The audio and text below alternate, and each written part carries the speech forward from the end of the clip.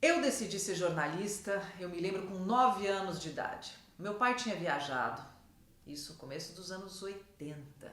Me trouxe um gravadorzinho pequenininho, aquele que tinha fitinha. Não sei se os mais jovens conhecem, hoje é um artigo vintage.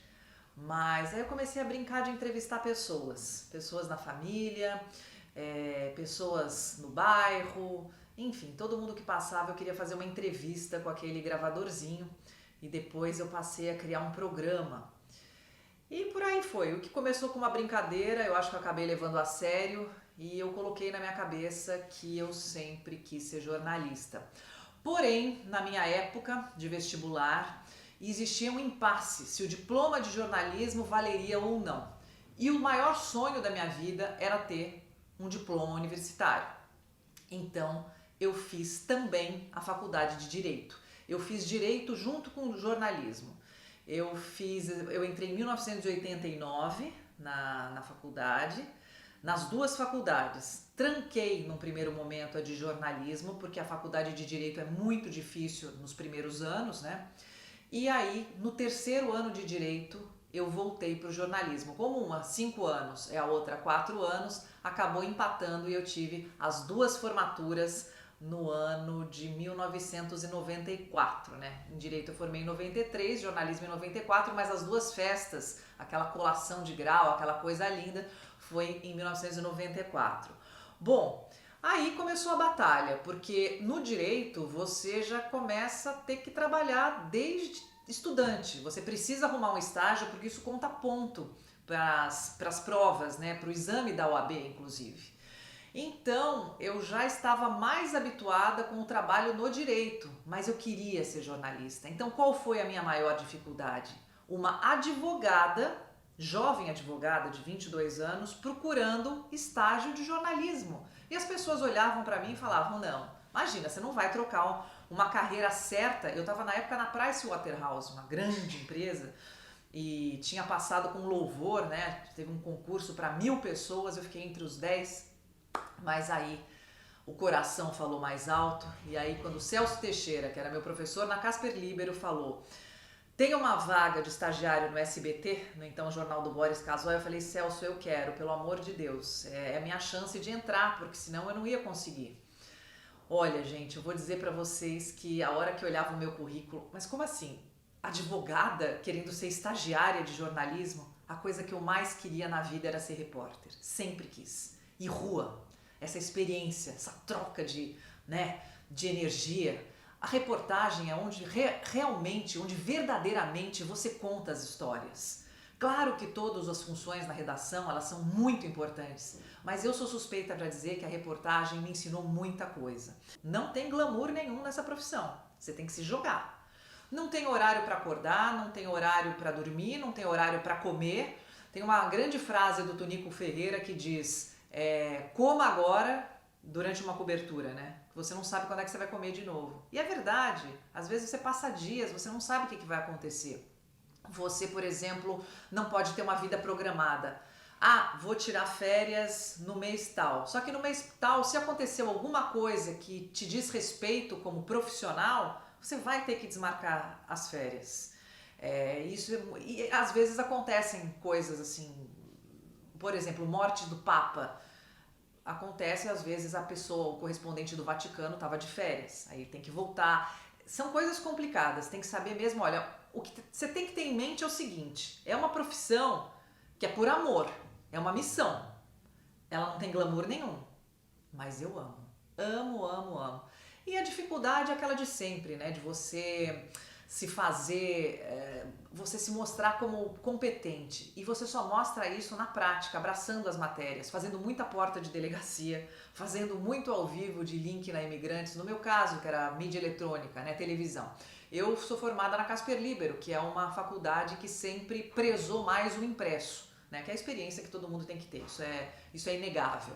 Mas falar que você quer televisão num primeiro momento é meio complicado. Opa, que base você tem para isso? Na minha época, você tinha que escrever muito bem para falar muito bem. E ainda tem que. Essa é a premissa que tem que ter até hoje. Porque senão você desqualifica muito a nossa profissão, que hoje você sabe que apesar das redes terem democratizado mais, O jornalismo, a gente lê de tudo, a gente assiste de tudo e tem coisas que não são jornalismo, de fato. A dificuldade é mais você entrar no mercado. E até no meu caso vocês podem perguntar: ah, mas você tem um sobrenome famoso, isso não te abriu portas? Ao contrário, isso foi muito mais difícil. As pessoas, meus avós foram apresentadores de televisão e rádio muito famosos, né? A Sônia Ribeiro e o Blota Júnior, e as pessoas te olham com certo preconceito. É humano. Mas por que ela quer também, sabe aquela coisa? Ué, eu respirei isso a vida inteira, eu não posso querer também? É igual uma família de médico, mas você tem que ser um médico bom. Então, assim, a minha cobrança pessoal era sempre ser tão boa quanto. Não chego num mindinho do pé deles, mas eu tentei fazer meu melhor. Sempre tentar fazer o melhor, eu acho que tem que ser, é o ponto de partida para tudo. E então é difícil, viu, gente? Mas assim, aquela oportunidade do estágio, sabe? Se inscreva. Tem que encher muito. Liga, manda WhatsApp, lembra de mim. Ah, mas uma pessoa leu, tá azulzinho no WhatsApp, mas não tá respondendo. Manda de novo, ela vai responder. Nem que seja para falar: fulano, pelo amor de Deus, você já tá enchendo minha caixa. Mas é uma tentativa, você nunca vai se arrepender pela omissão. Tem que tentar. Aprendizado é humildade. Não adianta chegar de salto alto, não adianta que mas eu apareci na televisão. Não, você é um soldado como um exército qualquer. Você por acaso aparece na televisão. O Brasil tem essa mania de glamourizar, né? Essa coisa de quem aparece na televisão, de quem põe a cara no vídeo. E isso é muito forte. Aqui na Europa não tem essas coisas não, viu? Bom, deixa eu me situar. Eu sou correspondente em Paris. Antes que vocês perguntem, né? Eu já estou desde 2011 aqui. Voltei em 2018, aí começou a guerra na Ucrânia, a nave-mãe me mandou de volta para cá, que é onde eu estou muito feliz e eu acho que dá para fazer um trabalho jornalístico nessa fase da minha carreira, né? Que já são quase 30 anos, dá para fazer diferente, com outro tipo de olhar, um olhar mais voltado para a geopolítica. Eu já estava acompanhando há algum tempo as viagens do então presidente Lula, né? No primeiro e no segundo mandato dele. Ele fez várias viagens internacionais e eu comecei a acompanhá-lo, porque eu passei 3 anos por Brasília. Então, Brasília foi uma experiência incrível. Eu acho que é um trabalho, eu acho que é uma experiência que todo mundo deveria passar. Você aprende muito. E olha que eu cheguei lá já com os meus 30 e tantos anos achando que já sabia de muita coisa. Olha, mas eu aprendi um bocado. E nisso eu comecei a acompanhar o presidente da República e suas viagens internacionais. Conhecer lugares, falar línguas te facilita a vida nesse ponto. E aí, na época, foi 2011, o José Emílio Ambrósio estava lançando o projeto Correspondentes.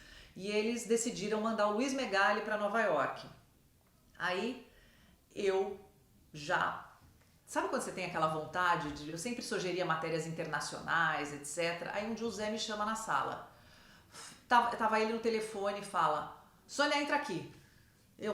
Oi Zé, tudo bom? Você pode ir para Paris? E eu falei: posso. Na época a presidente já era a Dilma. Eu falei: quando que a Dilma vai? Ele falou: não é a Dilma, é você. E é pra morar. Fala agora. Eu preciso dessa resposta já. Ai meu Deus.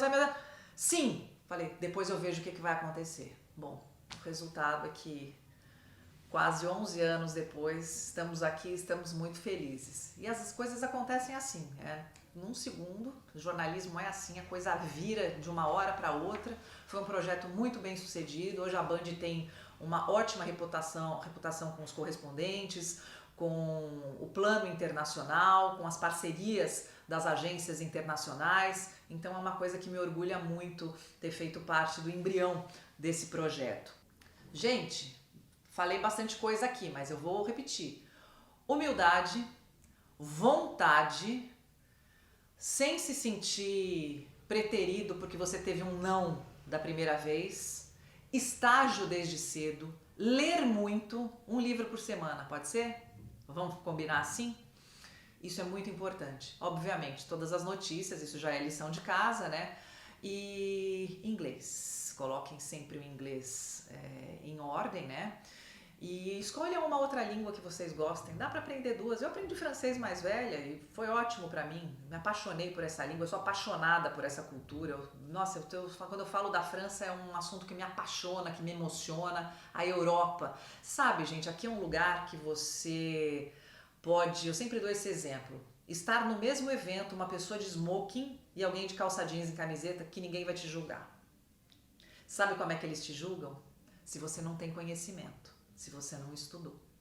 Mas aí eu sou obrigada a concordar com eles, sem preconceito. Por isso que a gente tem que lutar por um país que inclua as pessoas num plano de educação digno e decente. Isso é um direito do cidadão. A gente tem que brigar por isso. E quanto mais conhecimento, melhor. É isso que eu acho. Tenham uma bela agenda, e às vezes tá até aquele... Vão fazendo contato, vocês têm que conhecer gente, vocês têm que falar. Às vezes tem que ser até um pouco chato, mas dá pra você ser chato com um pouco de... sendo agradável, sendo uma pessoa... Olha, você sabe que eu sempre fiz perguntas difíceis para os entrevistados, mas nunca, nenhum pode dizer que eu fui grossa. Porque não é pra ser grosso. O repórter não é o papel do repórter. A gente tem que perguntar e eles têm que responder. É simples assim, é uma equação muito simples. Você não tem que estudar performances e lacração. Esquece isso, que senão você não vai ser jornalista. Rede social é outra coisa. Você aproveita as redes para colocar seu trabalho nelas. Mas jornalismo é isso que eu tô falando para vocês. É o jornalismo raiz, tá? E não é um jornalismo que tá por fora, não. Porque, o Grupo Bandeirantes de Comunicação tem mais de 85 anos, né? E você pode ver que a gente tem gente de todas as idades, de todas as gerações. E o que me orgulha muito. Eu sou aquela geração do meio. 1998, Copa do Mundo da França. Eu era uma repórter do jornal local do Canal 21, do Grupo Bandeirantes de Comunicação. Foi como eu comecei lá. Tem 25 anos isso, bodas de prata. Bom, e todos os pesos pesados do jornalismo foram para a França, para cobrir a Copa, né? Copa da década, na França, enfim, uma seleção que estava bombando. E aí a seleção embarcou no aeroporto de Guarulhos, todos os repórteres já tinham viajado, só tinha eu no horário e eu não fazia futebol, como até hoje eu não faço esporte, eu faço assim, quebra-galho, né? Não é o meu métier, né? Realmente eu me especializei na geopolítica. E no meio do ao vivo eu vejo o César Sampaio passar com as duas filhas dele pequenas na época. E eu entrevistei ele ao vivo. Falei, oi César, aquela coisa, estamos ao vivo aqui pra... E eu tava em rede, olha só. Botaram em rede. E eu perguntei pro César Sampaio, você vai fazer gols para suas filhas? Aí ele responde, eu não faço gols, eu tiro gols, eu sou volante. Bom, até então pra mim volante...